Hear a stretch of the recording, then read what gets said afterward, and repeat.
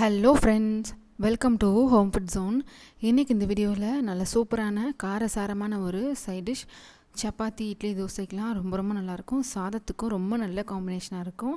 ஒரு 10லேருந்து 15 நாள் வரைக்கும் கூட நம்ம இதை சாப்பிட்லாம். இது எப்படி செய்யறதை பார்க்கலாம். இது செய்கிறதுக்கு நான் இன்றைக்கி 400 கிராம் அளவுக்கு பூண்டு எடுத்திருக்கேன். பெருசோ சின்னதோ எது வேணாலும் எடுத்துக்கலாம். நான் ரெண்டுமே கலந்து எடுத்திருக்கேன். தோலை உரிச்சிட்டு நல்லா சுத்தமாக கழுவிட்டு நல்லா ஒரு துணியில் போட்டு நல்லா ட்ரை ஆகிற மாதிரி தொடச்சிட்டு எடுத்துக்கோங்க. ஈரப்பதமே இருக்கக்கூடாது.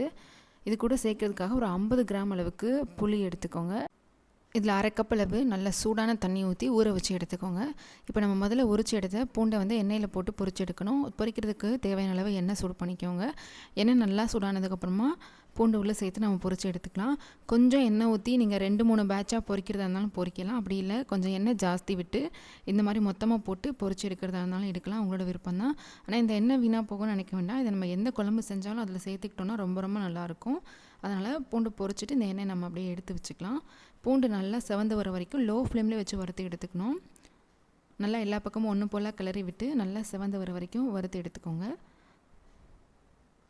இப்போ பார்த்திங்கன்னா பூண்டு நல்லா செவந்து வந்திருக்கு. இந்த அளவுக்கு கலர் மாறினதும் இதை நம்ம வெளியில் எடுத்துடலாம். இது நல்லா சூடு ஆறினதுக்கப்புறமா நம்ம அதை அரைச்சி எடுக்கணும்.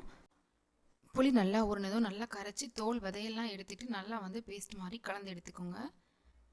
இப்போ செய்கிறதுக்காக ஒரு சின்ன பேனை சூடு பண்ணிவிட்டு 1 டீஸ்பூன் அளவு கடுகு, 1/2 டீஸ்பூன் அளவு வெந்தயம் சேர்த்து ரெண்டுமே நல்லா செவந்து வர வரைக்கும் வறுத்து எடுத்துக்கோங்க.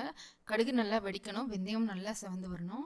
இந்தளவுக்கு நல்லா வறுபட்டதும் நல்லா ஆற வச்சுட்டு இதை பவுடராக அரைச்சி எடுக்கணும். ஆறினதுக்கப்புறமா ஒரு மிக்ஸி ஜாரில் போட்டுக்கோங்க. ரொம்ப ஃபைன் பவுடராக அரைச்சிடாமல் இந்த மாதிரி கொஞ்சம் கோர்ஸாக இருக்கிற மாதிரி அரைச்சி எடுத்து வச்சுக்கோங்க. இது வேறு ஒரு பவுலுக்கு மாற்றிடுங்க. இப்போ இதே மிக்ஸி ஜாரில் நம்ம முதல்ல வறுத்து எடுத்து வச்சு பூண்டு சேர்த்து நம்ம அரைச்சி எடுத்துக்கணும். தண்ணி எதுவுமே எக்ஸ்ட்ராவாக சேர்க்கக்கூடாது. இந்த மாதிரி ரொம்ப பேஸ்ட்டாக இல்லாமல் கொஞ்சம் குறப்பாக அரைச்சி எடுத்துக்கோங்க. அதே மாதிரி மிக்ஸி ஜாரில் ஈரப்பதம் இல்லாமல் பார்த்துக்கோங்க. இப்போ ஒரு பேன் சூடு பண்ணிவிட்டு நம்ம பூண்டு வறுத்த எண்ணெயவே ஒரு 1/2 கப் அளவு சேர்த்துக்கோங்க. இதில் 1 டீஸ்பூன் அளவு கடுகு சேர்த்து கடுகு நல்லா பொரிஞ்சு வரட்டும். 1/2 டீஸ்பூன் அளவு சீரகம் சேர்த்துக்கோங்க. கூடவே ஒரு 6-7 பல் பூண்டு 1-2 இடித்து சேர்த்துக்கோங்க. நல்லா ஃப்ரெஷ்ஷான கருவேப்பிலை கொஞ்சம் சேர்த்து இது எல்லாமே நல்லா பொரிஞ்சு வந்ததும் 1/2 டீஸ்பூன் அளவு பெருங்காயத்தூள் சேர்த்து நல்லா கலந்து விட்டுக்கோங்க.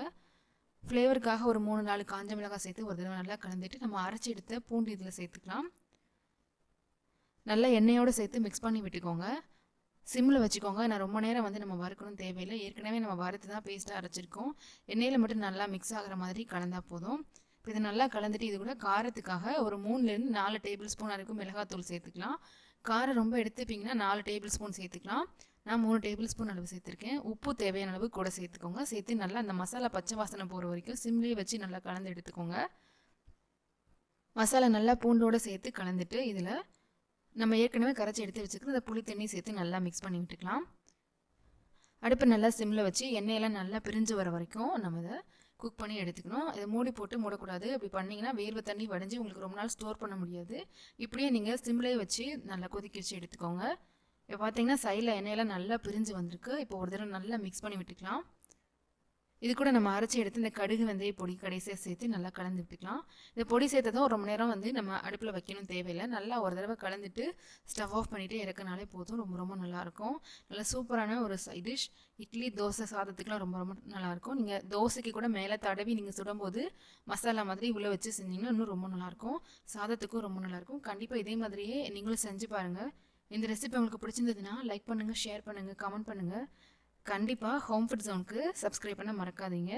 நல்லா சூப்பராக இருக்கும். நீங்கள் இது ஒரு 10 டேஸ் வரைக்கும் கூட வெளியிலே ஸ்டோர் பண்ணி வச்சு சாப்பிட்லாம்.